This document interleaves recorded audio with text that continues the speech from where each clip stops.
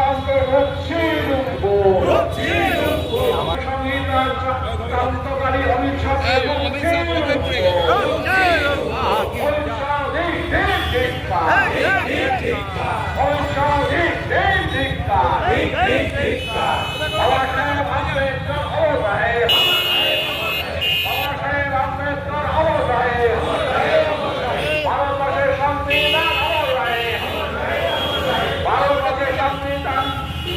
রক্ষা যে কোনো বলতে করছি করবো, যে কোনো মূল্যে ভারতের সংবিধান রক্ষা করছি করবো।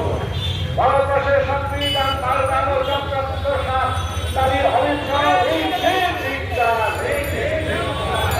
অমিত শাহ সুপুত্র জানিয়ে দাও, পুড়িয়ে দাও। অমিত শাহ সুপুত্র জানিয়ে দাও, পুড়িয়ে দাও।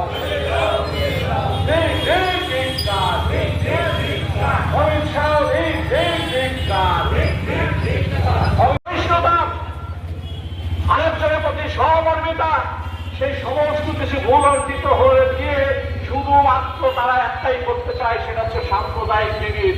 যেখানে সাম্প্রদায়িকতা হিন্দু মুসলিম সেখানে হিন্দু মুসলিম, যেখানে উঁচু জাত নিচু জাত সেখানে উঁচু জাত নিচু জাত, দাঙ্গা বাঁধানোর কৌশল।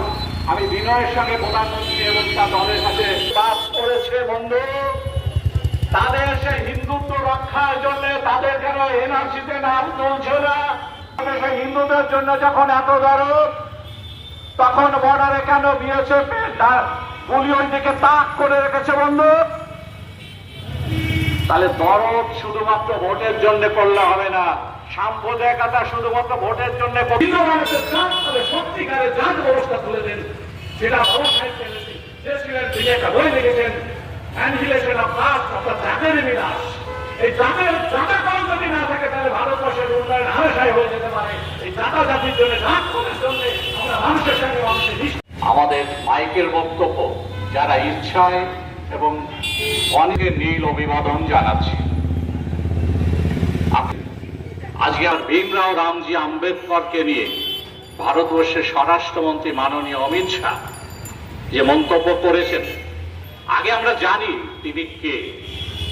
এই আম্বেদকর কেন বাবাজি বলেন? আমরা প্রত্যেকেই জানি ভীমরাও রামজি